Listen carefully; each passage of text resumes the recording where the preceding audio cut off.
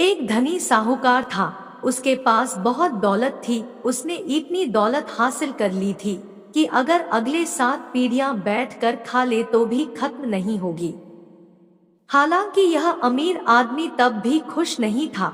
उसके मन में कुछ ऐसा था कि वह रात भर सो नहीं पाता था, इसलिए वह सच्चे सुख से वंचित रह गया। उसने सबसे पूछा कि वो ऐसा क्या कर सकता है जिससे को इस शर्मिंदगी से छुटकारा पा सके और सुख और शांति दे सके। किसी ने उसे कहा कि संतों की शरण में जाओ तो संत आपको इससे बचाएंगे।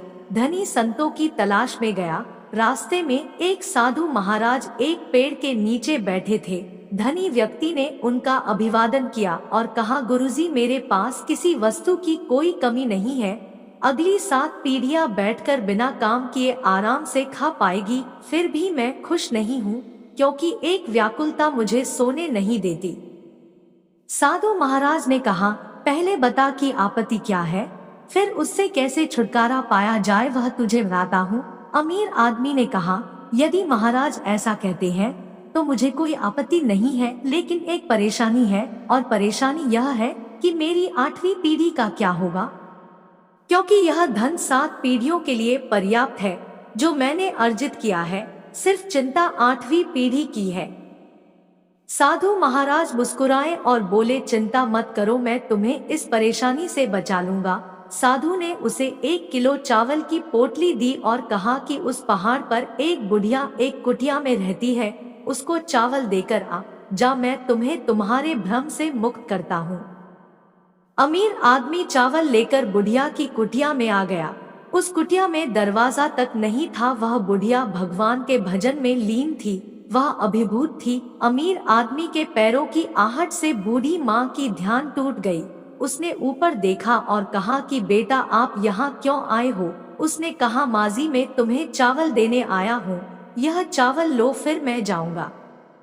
बूढ़ी माँ ने कहा कि मैंने आपको चावल लाने के लिए कहा था, क्या आपके सामने हाथ फैलाया था?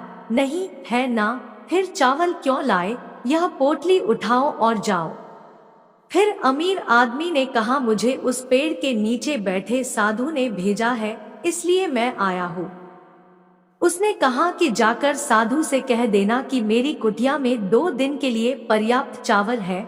अमीर आदमी ने अपने सामान्य ज्ञान का इस्तेमाल किया। उसने कहा कि माजी, आपको तीसरे दिन के लिए चावल काम आएंगे। उसने कहा कि आप और वह साधु मेरे तीसरे दिन की चिंता मत करो। बूढ़ी बोली, उस साधु से कहना कि मेरे तीसरे दिन के चावल का संबंध उसी से है जिस पर मैं इस एकांत स्थान में अपना सारा बोझ लेकर जप करने बैठी हूँ। यह सुनकर अमीर आदमी पोटली लेकर वापस आ गया। साधु के सामने पोटली रखकर चला गया। साधु ने उसे पुकारा, अरे ओ सज्जन, तुम समस्या लेकर आए हो ना?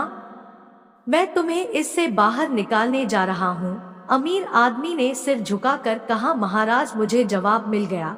वह बुढ़िया तीसरे दिन के चावल नहीं है तभी भी खुश है, और मेरे पास सब कुछ है तभी भी मैं दुखी हूँ।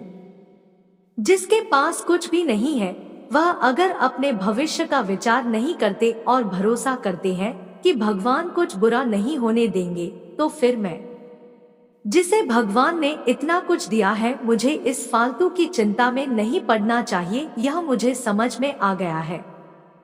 दोस्तों, छोटी सी यह ज्ञानवर्धक कहानी हमें समझाती है कि हमारे पास जो है उसका आनंद लेना चाहिए, उसमें खुशी ढूंढनी चाहिए। जो नहीं है उसके बारे में फालतू की टेंशन लेकर हमें अपना सुख चैन नहीं खोना चाहिए।